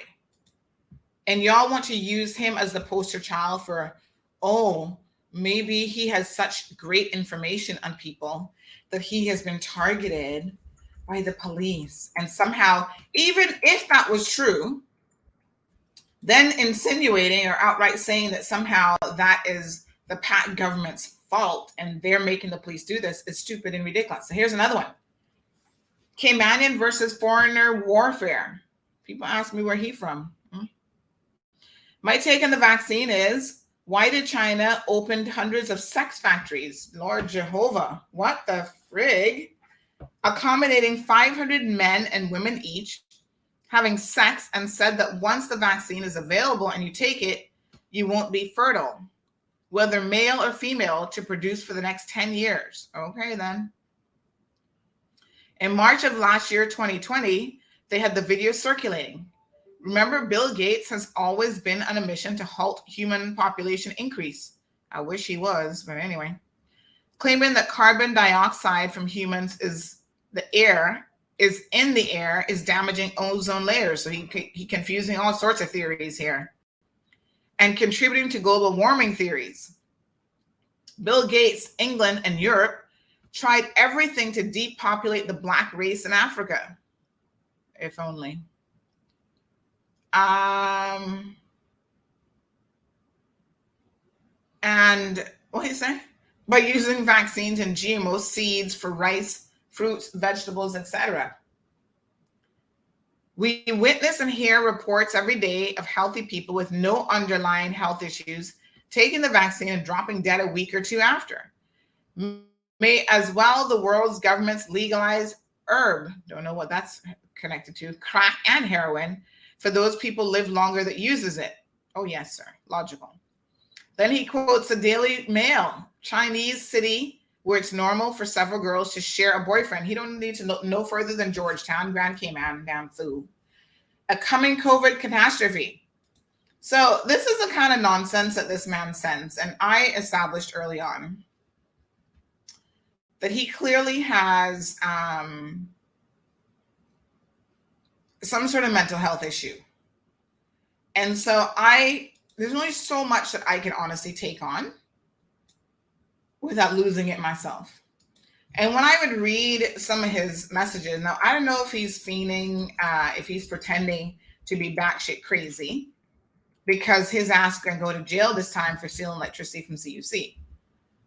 Because the court getting sick and tired of him stealing electricity from people and making this stuff up, committing these crimes. Because at one point you're gonna go to jail. So here's another one that he comes up with about what do you say? Here's a trick illustration to test Caymanians' IQ. Google always promotes every other national's IQ but Caymanians. Say what? Our government, past and present, categorizes Caymanians as uneducated. So the world follows suit and roll with the program. It's not follow soup, sir. It's follow suit. But anyway, that would prove why some of y'all are stupid. Here we go. My Caymanians, a visitor from the United Kingdom, lands in Cayman from the UK on British Airways. Okay, I don't know who else they'd be getting here, but all right. I guess they could come via Miami. The only one visitor asked a Thai to carry him to East End for a brief visit. The visitor stops at a local bar in East End and talks for an estimated 2 hours to different Caymanian local customers and bar attendants. Well, we know the bar attendants, not Caymanians, but anyway. The visitor is not having a fever, but his spittle contains COVID-19. After the visitor had enough beverages, he asked the cab driver to take him to his cottage in West Bay. When on arrival in West Bay, he tells the driver he wants to stop at one of the bars for a last drink before putting down his head. He leaves his spittle in the faces of staff and customers there as well. These staff and customers lives lives and circulates throughout districts in Cayman before they check into bed for their nightcap. Wow, this is quite a fairy tale. Question, Caymanian, how many districts may this man's COVID-19 germs may have contaminated throughout Cayman in one single day? Caymanians are praising the government and Alden, because this was last year now, from keeping Cayman safe from COVID-19. Really? I, Neville Anthony Faulkner, in February 2020, told the US, UK, and Cayman government how the virus spreads in the cruise ships and told them to lock down Cayman for all visitors. Yes, sir. The government should have hired him. Cruise ships use chillers. One huge big gorilla chiller, which branch off air handlers in each cab unit, cools the ship. Therefore, one return air system recycles used air in all cab units and every single area of the ship. Here is the matrix I explained to these government officials. If you are on the first floor and you talk, sneeze, cough, breathe? What the hell are you doing breathing on the ship? Your germs leaves your mouth or nostril and circulates in the return vents straight up to the 15th floor. If that's how many floors are on the ship. And from there, the ground floor contaminated the entire ship. With that carrier even leaving the ground floor, let one visitor or returning resident back into Cayman with the virus and no quarantine before nightfall, we are all doomed. Well, do I need to continue with any more of that, folks?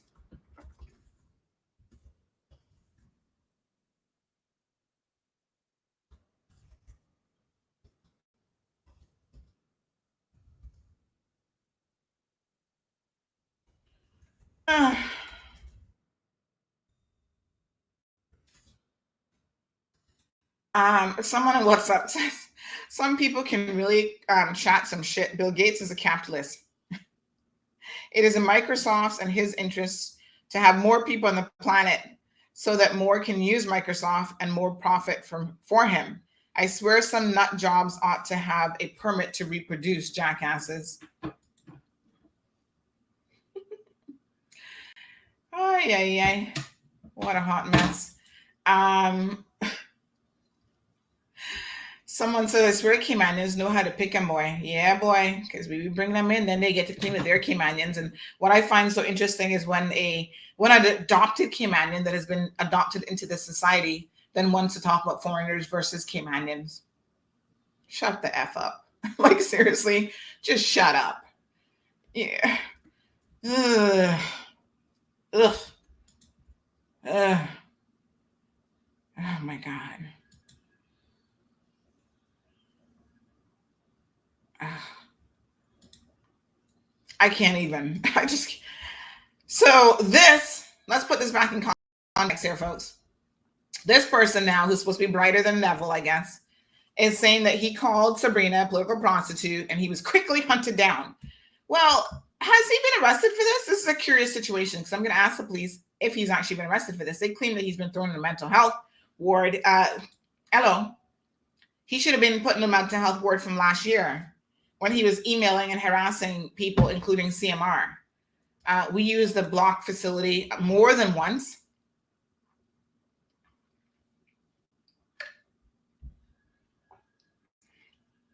Then he took to messaging us on, that wasn't enough apparently.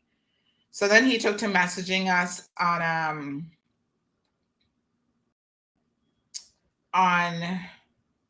WhatsApp.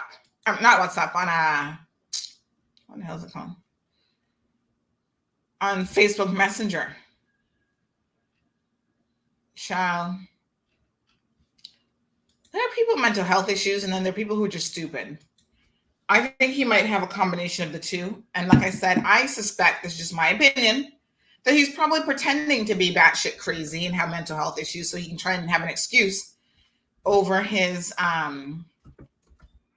most recent charges. Well, you know, they'll deal with him in a court of law in terms of that.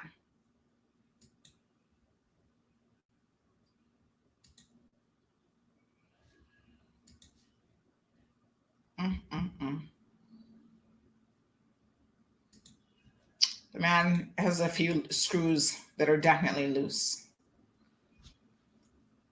He was actually at one point an electrical inspector. This is the most interesting thing. He used to work for the Cayman Islands government as an electrical inspector. And then he ends up stealing electricity from CUC. Because I guess as an electrical inspector, he knew how to do that.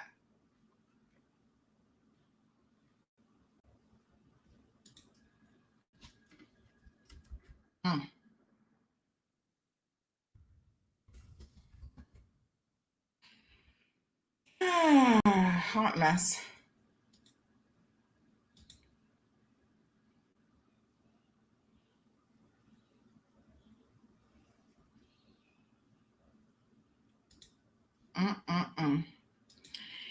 Anyway, good luck to him. Folks, stop all the foolishness with all these fake stories. Unfortunately for Mario, he had a serious fall at home. That's all it was. Not every person who falls is going to have the same types of injuries, folks, right? Sometimes you fall, and just depending on the fall, how far you fall from, what you hit going down and whatever, it seems like in this case, most of his injuries are on his head because he hit head first on a tiled floor, which underneath that tiled floor, folks, is concrete. So the severity of his injuries really shouldn't be a surprise when you hit your head first. And then I guess his upper body took the brunt of it. So then that's why he had broken ribs and bruises and everything else. We wish him a speedy recovery, but y'all are really reaching really, really far. Mr. Richard says, Sir Vassal, was he a born Caymanian? If he wasn't, then Alden would be the first Caymanian born to be knighted. Sir Vassal is Jamaican, right? Wasn't he born in Jamaica? So yes, that's a very interesting point. So yeah, this definitely goes down in the record books, no matter how you slice it. Perla says, I like to hear when people get into trouble with CMR, get your facts before judging the matters or situations. Don't mess with Sandy. She's Cayman eyes. Well, you know, Perla, we got lots of eyes and ears and everything out there. And like I said, I have really learned that there's a certain formula to this. Not to say that we will not make mistakes in the future. but my instinct has grown substantially. Let me give you an example of when I don't trust people. Let me show y'all something that I saw last night. What's his name again? So someone sent me a message last night about a woman who was murdered last night. The story came in a little bit strange. I want y'all to follow the logic, and then we're going to talk about something else here. Now, I've heard not a single person mention any such murder in Cayman. So when one person messages me and says, Sandy, there's been a robbery, a murder, or this or that, by this point, Alianos is playing with half a deck of cards is an understatement. He's actually playing checkers with one piece. So, good morning, Miss Nancy. Happy New Year. Happy New Year, Larry. So, first of all, the source of the information is really, really important. And I know that there's certain people who've never given me information before. So all of a sudden, if you jump up on CMR's radar and you start giving me information like me and you besties, I'm going to be a little bit like, okay. Not to say that I don't have perfect strangers who message me and be like, oh my God, Sandy, did you see this? Did you hear this? And they know what's going on. They're just in the right place at the right time. But there are certain people who are suspect because of who they are. And there's certain people who would want for CMR to publish misinformation so that we look like a bunch of donkeys. Let me tell y'all something. You know, there's a lot of jealous and petty people out there, right? So people who don't even know our business assume that CMR has arrived, right? Just because we get invited to press conferences, we've arrived. And so they try to do little things to undermine us. And I get this is a reality. You know, even the Compass being shady little bitches over there. And I'm just like, the big boy is getting all upset over poor little us. We've not arrived like the Compass. Give us half of what the Compass is making in advertising money, then we can talk about having arrived. Y'all crazy. So I got this information last night. Let me show you. Did you hear about a Honduran woman that was killed by her boyfriend an hour ago? This is 11:06 p.m., child, late night news. And I'm like, a Honduran woman? No. I never heard that story. How'd that one go? Yes, they say this Honduran woman was killed by her boyfriend. And police just called to let them know she was married to their stepfather. Some guy from the BRAC chopped off her head. I'm like, chopped off her head? But damn, that's not just murder. That's like a big, big murder, right? Okay. I said, So I start to ask questions. So I'm like, wait a minute, who killed her? Her boyfriend? I thought you said she's married. Yeah, but I guess she's got a boyfriend. And they say she's at doctor's hospital. I'm thinking, why would she be at doctor's hospital? That was also really weird. Because somebody chop off your head. I mean, I'm guessing without a head, you're dead already. Amateur slew hour here. I've been watching a lot of unsolved mysteries. But if you get your head chopped off, you're not a lizard. You're not going to grow a new head. Well, they don't grow new heads either, but you know what I mean? So you're probably dead, right? Why would they take you to doctor's hospital? Wouldn't you just go to the government hospital? Because they're going to put that body in a morgue and the police would have... I'm like, huh? So I started asking a lot of questions. I'm like, this is confusing me. And I was actually napping on the sofa when I woke up and saw these messages. So my brain was already a little bit foggy from the nap. And I'm going, I'm confused here. Something don't make no sense. So, of course, I start asking questions. You know, I do have contacts like this one. You see anything from the police saying that there's been a murder or a serious, nope, nothing coming up, nothing. I'm like, an hour ago, and you're the only person who knows this? No, honey child. In Cayman, if a major murder happens and an hour has passed and we haven't heard about it, something wrong. Seriously. Even if the people are not Caymanians, because we always get the Caymanians first. There'll be people like, oh, well, it's in a rich neighborhood, but the police are there, or, I would have heard something. So the whole story sounded a little bit fishy. I'm just like, this don't sound right. So I'm not going to jump up and put that bullshit up on my page from one singular source who I don't really trust as far as I can throw them. I can't throw them none at all. Now, here we are the following day at 11:17 in the morning, some 12 hours later. And I hear one person, not another soul, said anything about anybody had getting chopped off last night. Do you think that would be possible in the Cayman Islands? No, folks, it ain't possible. Somebody got decapitated and murdered last night by a Cayman Braca. All of Cayman Brac would have been blowing up with the news, by the way. Everybody in the Brac would know. And once they know, everybody, all 20 people in Little Cayman would know. And then everybody in Grand Cayman would know. It just doesn't work that way. So I'm like, this person trying to play me for a fool, I believe. Not today, Bobo. Not today. This is a new year. Why y'all don't try and behave yourselves? Seriously. Yes, child. Blessings, blessings. Damien says he's watching Frankenstein. Well, I don't know what the hell he's watching.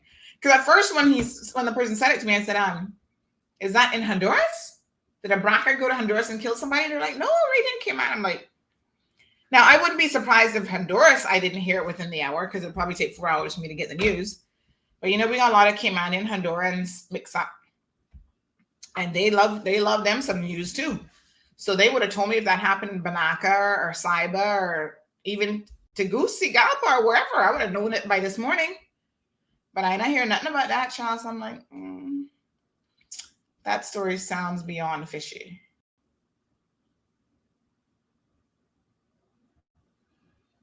So unfortunately, we have some death announcements. Ms. Vernita, we wish to extend our condolences to you and your family. She says that her brother Tino has passed away.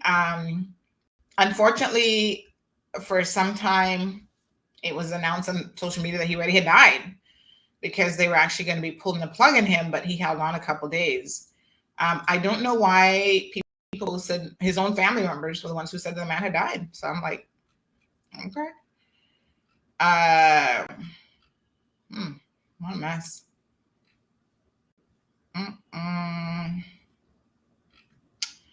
Shall I do extend my condolences to you and your family. And we also have another death to announce. This is from a reliable source in Cayman Brac. So apparently, good morning. We hear that Mr. Bruce Eldemeyer has passed away this morning as well. So we have a number of people who are going to be mourning the loss of their loved ones. So we do send them all the best wishes during these difficult times. So someone says the greatest thing that the Brits ever did to control the people, domestically and in the colonies, was to dole out made-up titles and gongs. Child, like I said, I don't know what knighthood has to do with the price of rice in China. Is it going to change the man? Is it going to change his life here in the Cayman Islands? Maybe for some of y'all who like to worship people, I guess. Perla says, Sandy or anyone else, I'm in need to find a tablet charger because it got damaged. I'm going to be bored without playing my solitaire game and my son too with his games. Well, you might want to tell us what kind of tablet. Check Cellular World. I think they have these types of things, but again, it depends on the tablet, right? Yeah, I'm not sure what type of charger it takes, but that should be relatively easy to find. Good morning to the beautiful Christine. Happy New Year. Bop, bop. Let me play my little air horn. It is 2022, so let's spend the last couple minutes of the show talking about the pure excitement that's going to be going on here on CMR. I'm excited. Can you feel it? So, listen here. I'm so excited because I feel like there is a lot that is going to be happening. And we have a lot of things in store for you all. I have some new people joining us, some new people on board that I'm very, very excited about. And that excitement includes the fact that we're going to have, if all goes well, a daily news segment Monday through Friday. So we are working on getting that lined up for you guys, hopefully tomorrow. So bear with us. It's going to be a bit of a soft launch. And then, yeah, we're gonna get things going. So we are still working on some of the dynamics of it, to be honest,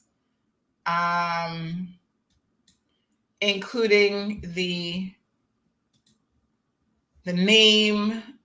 We have a couple potential names that I'm working on, and I hope to have those sorted out. Oops. Relatively soon. If you have any name suggestions, do let me know. I would love to be able to put those in the hat. So these are the names we have so far. So tell me what you guys think. Okay. So we have CMR Buzz. We have the Marl Report, the Daily Tea, and CMR Daily Brief. Send me your comments on what's up. Let me know how you guys are thinking about that, whether you like those suggestions, if you don't like them, let me know. Reach us on WhatsApp, 324-1612. Thank you, Christine. Things are going for 2022. Super, super, super, super, super excited about a lot of what's going to be happening here. We got lots of goodies in store for you. Stay tuned. You know, there have been things that we've been talking about for a minute that we are launching in 2022, including our book club. Because some of y'all need to be reading more. You're not reading enough. People like Neville Faulkner, read and educate yourself to get some of that nonsense pushed out of your brain.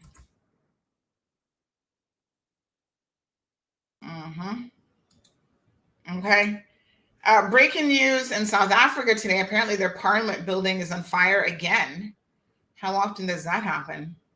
I don't know, but that's happening right now. Jared says to say them again. Okay. So we have, oops, is this the right document? Hold on. Yes. CMR Buzz, the Marl Report, Marl, M-A-R-L, the Daily Tea, CMR Daily Brief. That's like the top 5 so far. So we need to pick a winner. And if you have any other suggestions, I suppose you can let me know. And I'll send those up, Jared. I know you're in the WhatsApp. I'll send that to the WhatsApp group as well. Okay. My good people, it is 2022. It's going to be a good one. I feel like we're in it to win it. We are claiming 2022 as the best year ever for CMR and all of you, CMR and beyond. Let's claim it. Are y'all ready? Because you can't just claim it and sit back and do nothing now. Y'all know how this works. If you claim it, that means you got to do little stuff. You got to get to work. You got to do your planning. You got to, goal setting and all those kind of things. You can't just sit back and say, oh, I'm going to claim it in the name of Jesus. And he's going to make that bag of money just drop on my lap and I am good to go. That's not how it works. Tomorrow is Tuesday. Why don't we discuss a little bit? Tomorrow's Truthful Tuesday. We'll do a little bit of a mini segment on goal setting, since we all have goals that we want to reach, and how we can be more focused in a positive way on achieving those goals. We'll talk about some COVID-related stuff. Lots of interesting things going on. COVID daily highs all over the planet. The UK has a new daily high. The USA, I feel like, has one as well.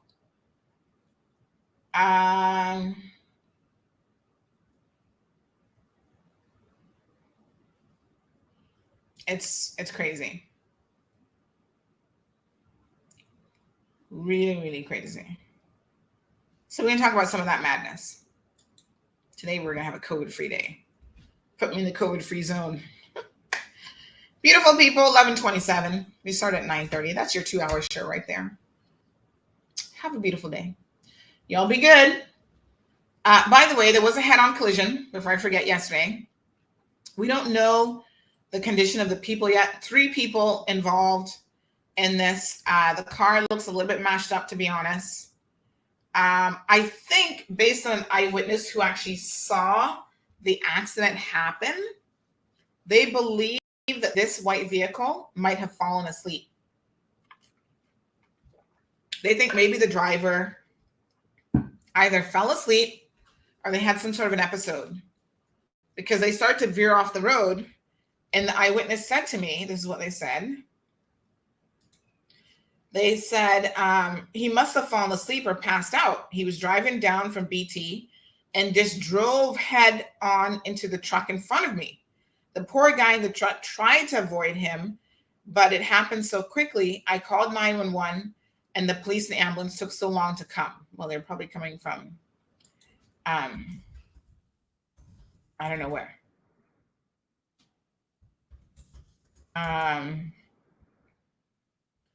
So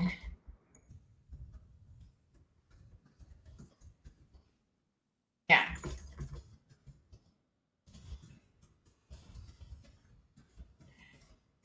Yep.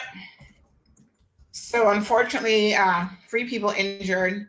One seems to be quite serious, probably in the little car there. And the truck was also, by the way, carrying plywood. So this is kind of crazy. And this happened right after crossing countryside, coming from Montana, it seems like. Truck was carrying wood, and looks like the wood went in the rear windscreen. The truck with the wood is in the picture. So they sent me some other photos and stuff as well. So it's like, whoa, that was a dangerous recipe for disaster. So we hope that everybody is going to be okay. We haven't had any updates as yet. I do see the police have issued a statement saying that they're investigating the collision. We'll put that story up here in just a second. Yes, Larry, good advice. If you're tired, it's just as bad as driving intoxicated and driving drunk. The end result can be just as bad. You're not able to focus properly and things happen. So don't drive when you're tired. There was a stabbing last night as well. So while this person was messaging me about somebody getting their head chopped off, what we knew was happening is that someone was actually getting stabbed at what's the name of the bar down there, Dump Road? Oh, Everglow.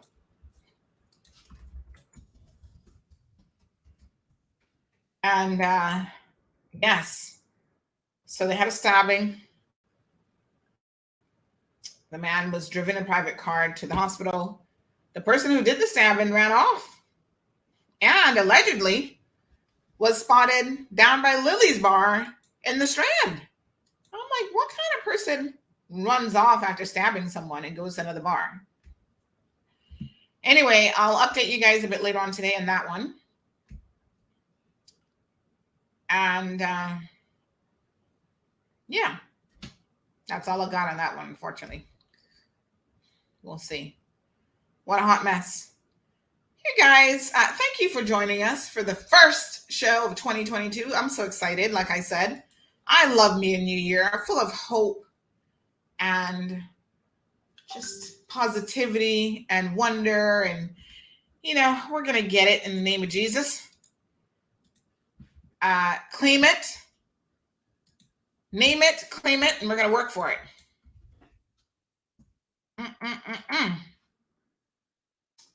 That's all I got for you. I wish you all a pleasant, happy new year. It's a holiday today, but I think the grocery stores and stuff are open today, actually, and you can get some stuff done. Thank you, Perla. Thank you, Larry. Thank you for everybody who tuned in to the program. You guys have a blessed day, wonderful day, stress-free day. And we'll see you guys tomorrow morning for episode 2 of 2028. Thank you for tuning in to another edition of The Cold Hard Truth. Make sure to check Facebook for showtimes and more information and the latest news at CaymanMarlRoad.com. Subscribe to our IG and Facebook pages to get the latest happenings.